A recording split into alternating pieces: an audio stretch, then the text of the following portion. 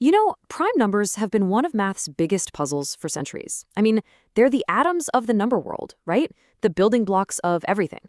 But they seem to pop up with absolutely no rhyme or reason, just this chaotic, unpredictable jumble. And then you have physics, a world filled with waves, frequencies, and beautiful, orderly patterns.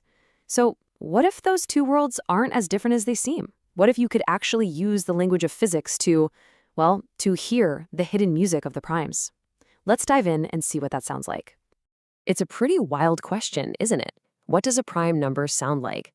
But that's really the core idea we're going to explore. We're going to look at a way of thinking that turns this super abstract world of number theory into something you can almost see and hear by basically translating numbers into frequencies and their patterns into waves.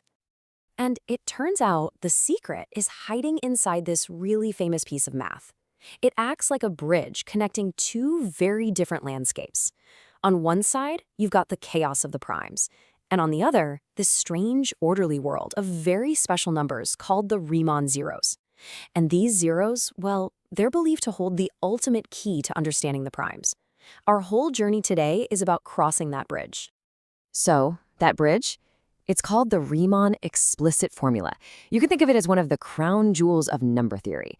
And what it reveals is this deep, kind of surprising connection, a secret duet being played between the primes and these mysterious zeros. So what does this formula actually do? Well, at its heart, it connects two sides of an equation. One side is packed with information all about the prime numbers. The other side is all about these strange zeros. The formula tells us that these two sets of numbers are deeply, almost magically intertwined. Okay, I'll be honest. If you look at the actual math, it can be a little intimidating. But the paper we're digging into today gives us this brilliant way to look at it. Instead of some scary equation, we can see it as a simple story told in just 3 parts. And it's a story we can actually visualize. So here's the big idea. The formula basically says that the locations of all those mysterious zeros can be perfectly described by adding two things together. First, a smooth, continuous wave. And second, a series of sharp little spikes, one for each and every prime number. It's kind of like a symphony, made of a continuous background hum and a bunch of distinct, sharp notes. All right, let's start with that first part, the smooth wave. In the math world, it's called the Archimedean term. But using our physics analogy, it's way easier to just think of it as a kind of continuous background hum. And this is where the paper's analogy just shines. It takes that super abstract math term and translates it into the language of physics. It shows that it's identical to the kind of wave you'd get from a really simple quantum scattering experiment. So suddenly, this complicated math becomes something physical and intuitive. Just a simple, smooth wave. Our background hum. Okay, now for part 2.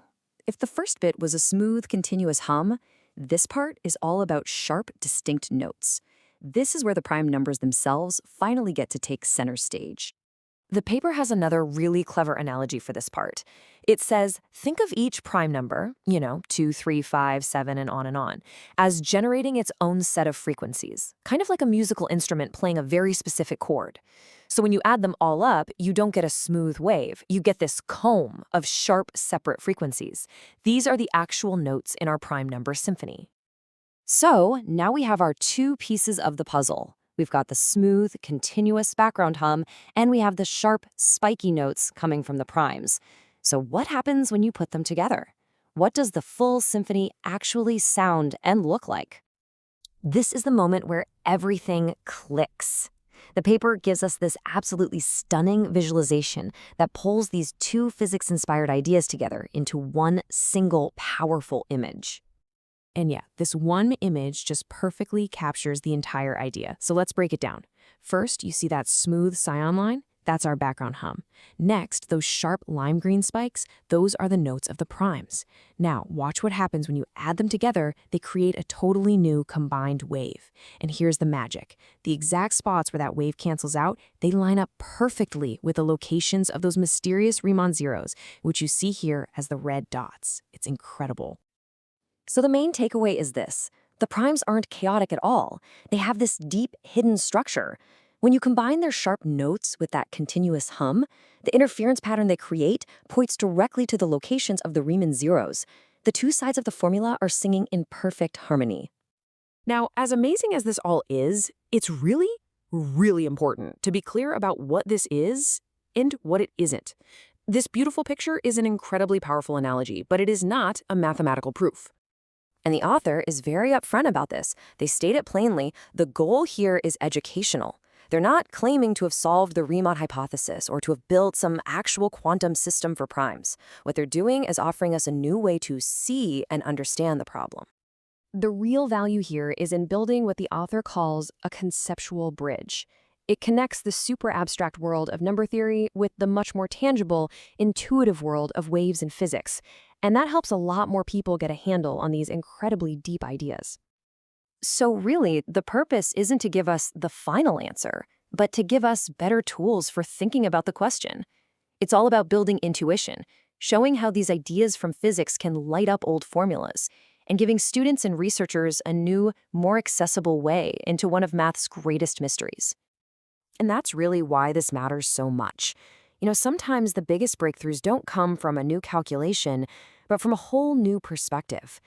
Learning to see an old problem in a completely new light, in this case, literally hearing numbers as music, that is one of the most powerful engines for discovery we have. And it leaves you with this really fascinating question, doesn't it? We just saw this incredible bridge being built between the chaos of prime numbers and the order of quantum waves. It just makes you wonder, what other secret conversations are happening between different fields of science, just waiting for someone to figure out how to listen in?